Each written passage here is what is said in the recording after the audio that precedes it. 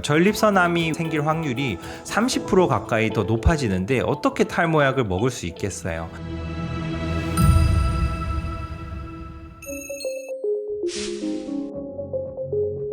탈모약을 복용하게 되면 가장 무서워하는 것 중에 하나가 혹시 암을 발생하진 않나요? 이런 얘기를 하세요. 그 중에도 특별히 전립선암을 더 높인다는 얘기를 본 적이 있는데, 실제로 논문에 나온 보고에 따르면 피나스테리드를 장기 복용한 군에서는 전립선암의 위험한 암이죠, 이제 하이 그레이드 캔서로 분류되는 경우가 27%가 더 높다고 나와 있는데요.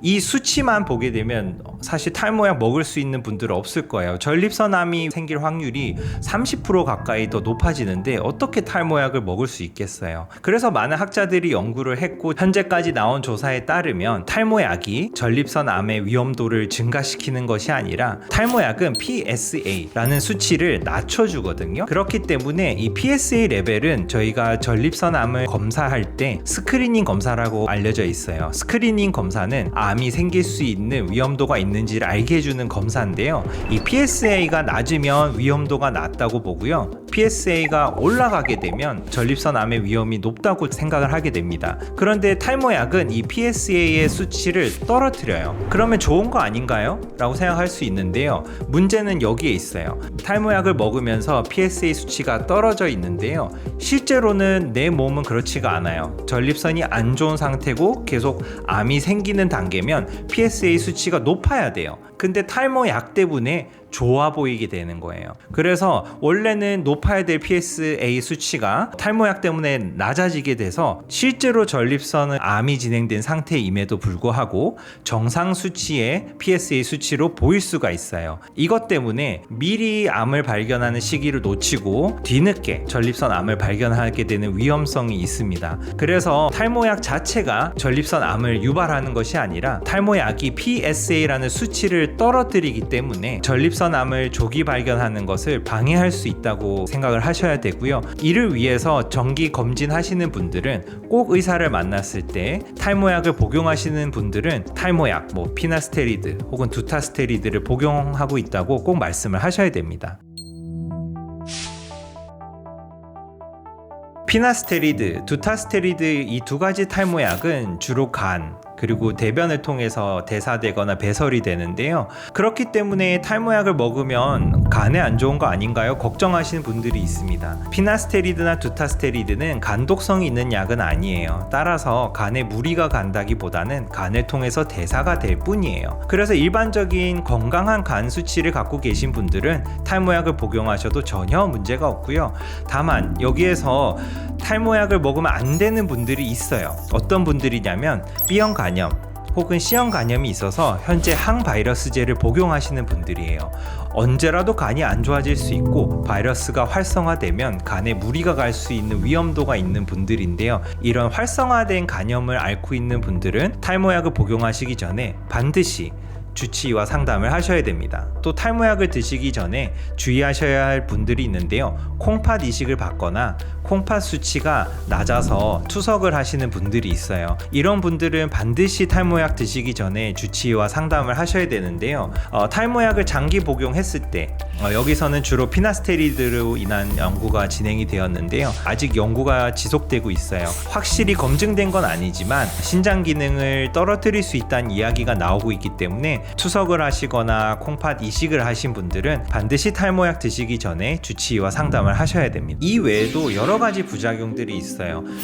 남성분인데 가슴이 점점 커지는 여성형 유방이 생긴다든지, 아니면 탈모약을 먹고 지나치게 피로하다는 분들도 있어요.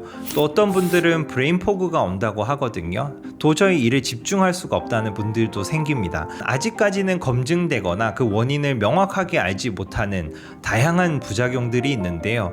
탈모약을 시작하시고 부작용을 겪었을 때 정상 생활이 안 된다 할 때는 탈모약을 끊거나 변경을 하셔야 됩니다. 정상 생활 유지가 안 된다면 어떤 부작용이든지 간에 의료진과 상담을 하여서 약을 더 지속해야 될지 아니면 중단해야 될지를 결정해야 됩니다. 부작용이 생겼을 때 저희가 할 수 있는 대응은 두 가지예요. 첫째는 약을 끊는 것입니다. 사실 약을 시작하신 분들은 다 어느 정도는 탈모에 대해서 진심이고 걱정이 많으신 분들일 거예요. 약을 불안해서 끊으신 경우에 어느 정도 시기가 지나야 다시 약을 시작할 수 있을까요? 라는 생각을 하실 텐데요. 보통은 3개월, 4개월 정도에 걸쳐서 그 전에 겪었던 불편한 부작용이 해소가 된 다음에 새로 약을 다른 약으로 시작해 보시기를 권해드리고 있습니다. 두 번째는 약물을 변경하는 것입니다. 신체에 나타나는 부작용이 일상생활을 불편감을 줄 때 저희가 시도해 볼 수 있는 것은 약물 변경인데요. 이런 약물 변경은 첫 번째로 이렇게 경구제로 바꿔보고요. 피나스테리드를 복용하다가 부작용이 생기신 분들은 간혹 두타스테리드로 바꿔서 부작용이 없어지는 분들이 있어요. 또 반대로 두타스테리드를 복용하다가 문제가 생겨서 피나스테리드로 변경해서 부작용이 사라지는 분들도 있어요.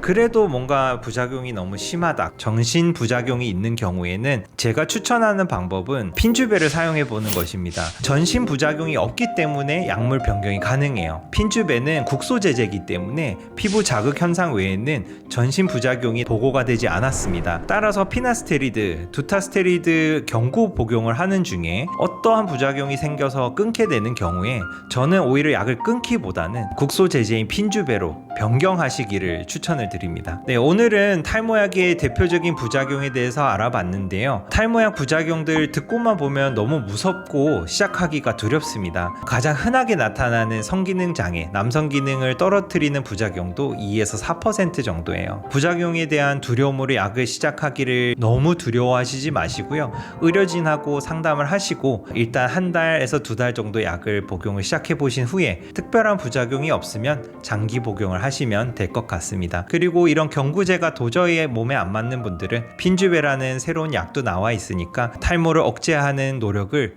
포기하지 마시고 본인에게 맞는 탈모약을 선택하셔서 꾸준히 건강한 모발을 유지해 나가시길 바라겠습니다.